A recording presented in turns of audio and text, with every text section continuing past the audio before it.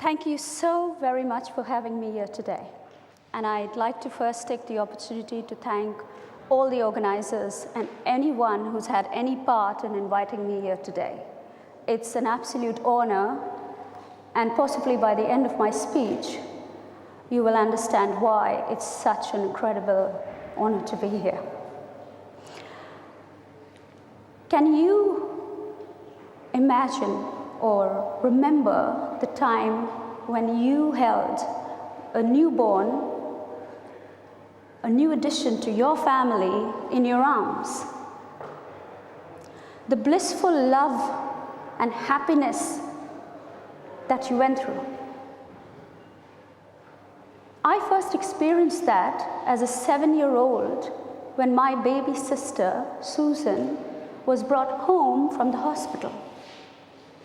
I can still picture that moment of joy and playing with her little fingers and toes, and then devastation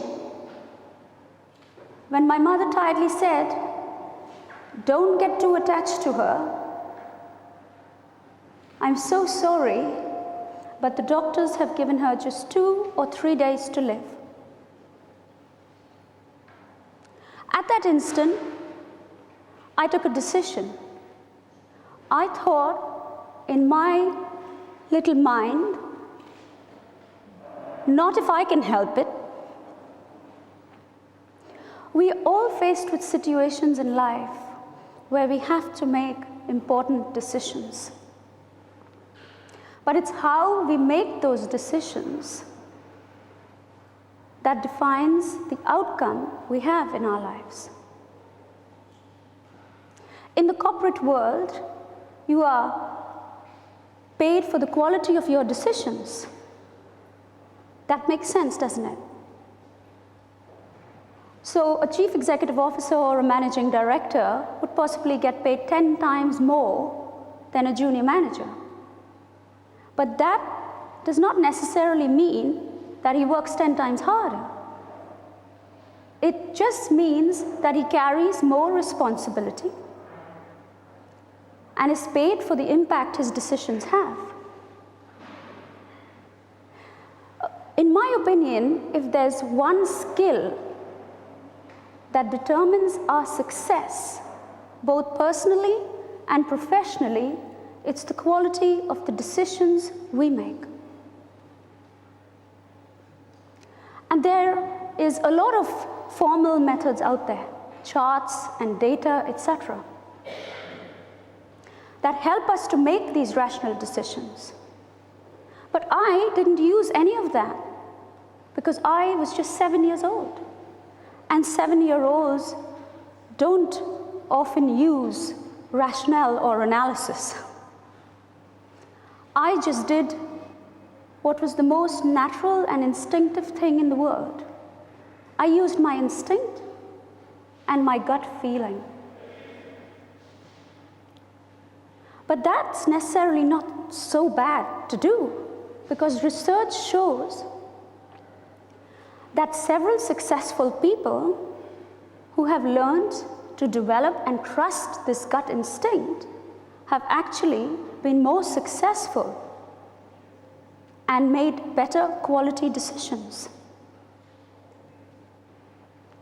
Given the life I've been through, to be lucky enough to stand here in front of you today, I believe that I've used 4 very simple skills, and it's based on decision making. So watching my day-old sister lying there, so weak and so ill, it honestly did feel that the world had given up on my family. It felt that the country had done the same. And the doctors, anyway, had given up on her. But I loved this little infant, this little bundle fighting for life. She was my sister. And I wanted nothing more than to set a goal to save her life. But how does a 7-year-old start to save the life of an infant who's been given up on? Especially when experts and doctors, and even my parents to a degree, had given up on. But such was the determination and the clarity of my goal at the time that I was just ready to do my best. And that's all that mattered. So my first principle today is to ask people to set clear and concrete goals.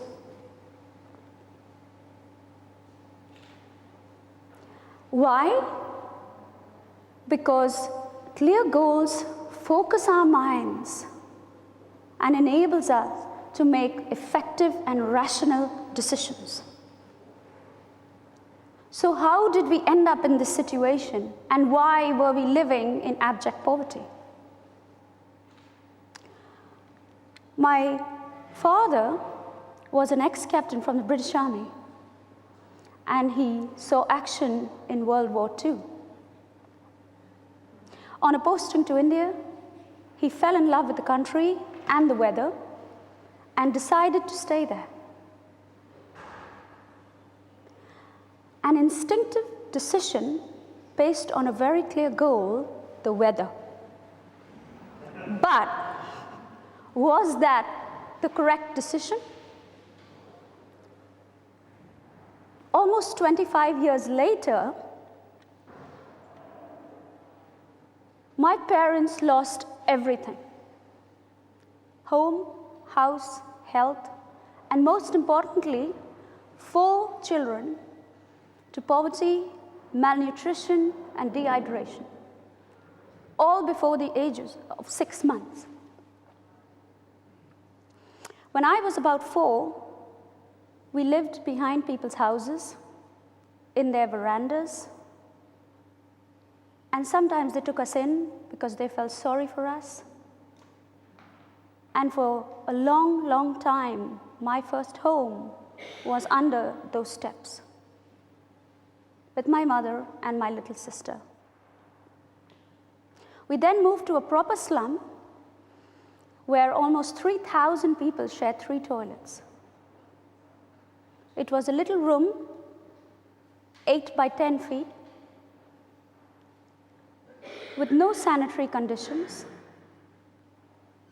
hardly any electricity, and we had to fetch water from a nearby tube well. But we always hear people say, never ever give up. My father, being from the army, had that attitude. Today has been a bad day, tomorrow will be a better day. We never give up. But perseverance, I've learned, is a great quality to have. But it does not form the basis for good decisions.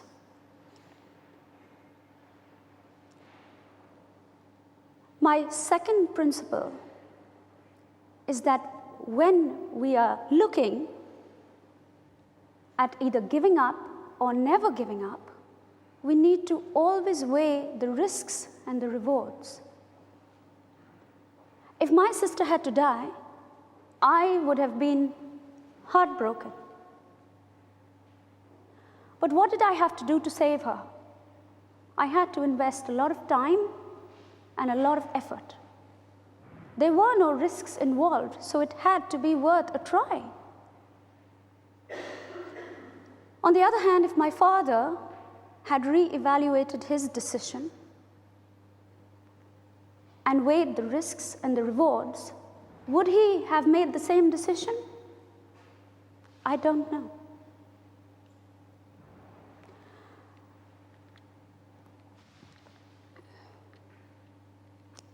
These are my parents, and we had 4 little siblings. We were living in the slum, and we were left unattended most of the time.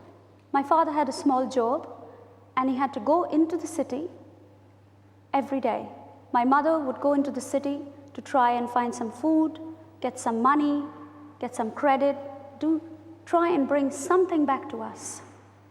We were left, all four of us, unattended most of the time.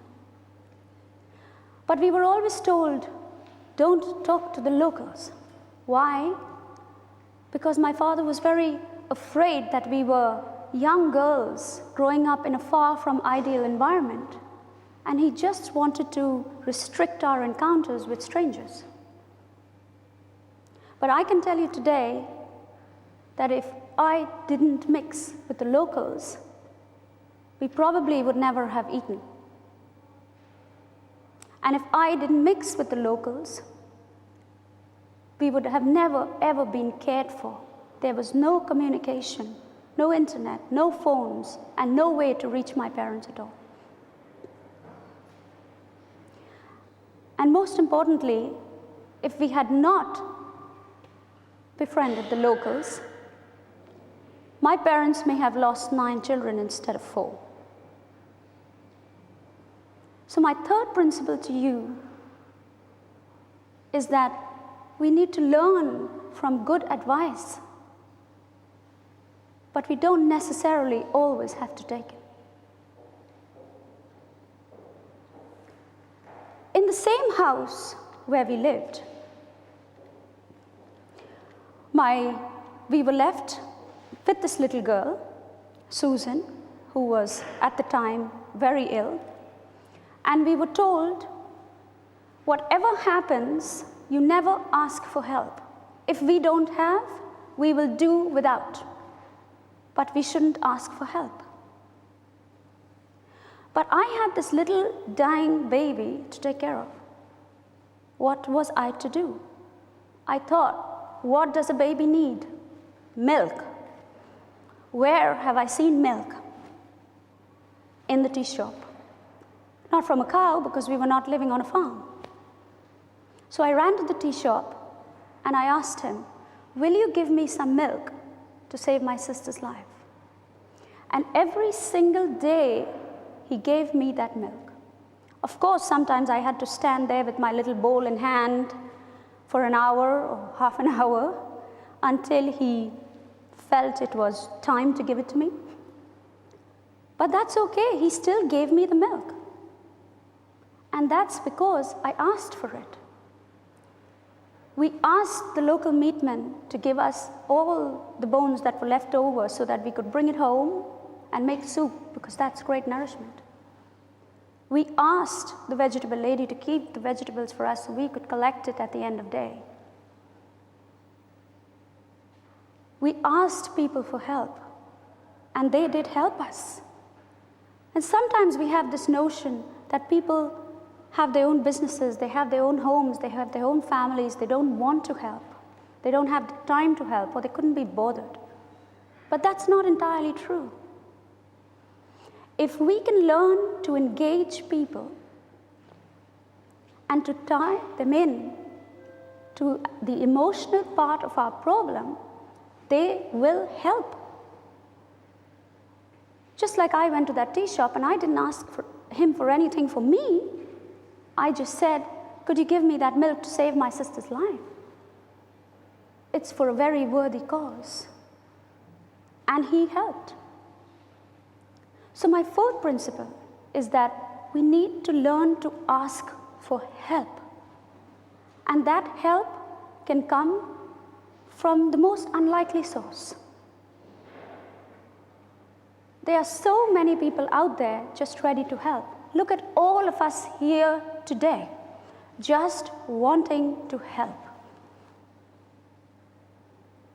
And I'm so glad I asked for that help, because my baby sister lived beyond the predicted 3 days. She lived beyond 3 weeks, and that quickly went into 3 years. And today, at 33, she has given birth to the most beautiful baby girl of her own. Thank you.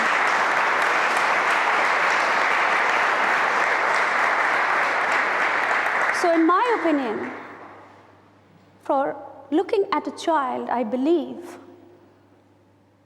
that even the weakest child on earth has potential. And I have used these 4 very basic principles of just setting a clear goal, knowing when to give up and when never to give up, to always learn from advice that's given, but to always follow your own instinct, and to never be afraid or proud to ask for help. And I travel the world today. I have 5 charities in India. I'm an Anglo-Indian girl, and I'm so proud to be traveling, sharing ideas, learning from people like yourselves, and helping so many people to just learn by making the right decisions and to actually live by the quote that I believe in, which is by Maya Angelou, that I can be changed by my circumstances, but I refuse to be reduced by it. Thank you very much for your time.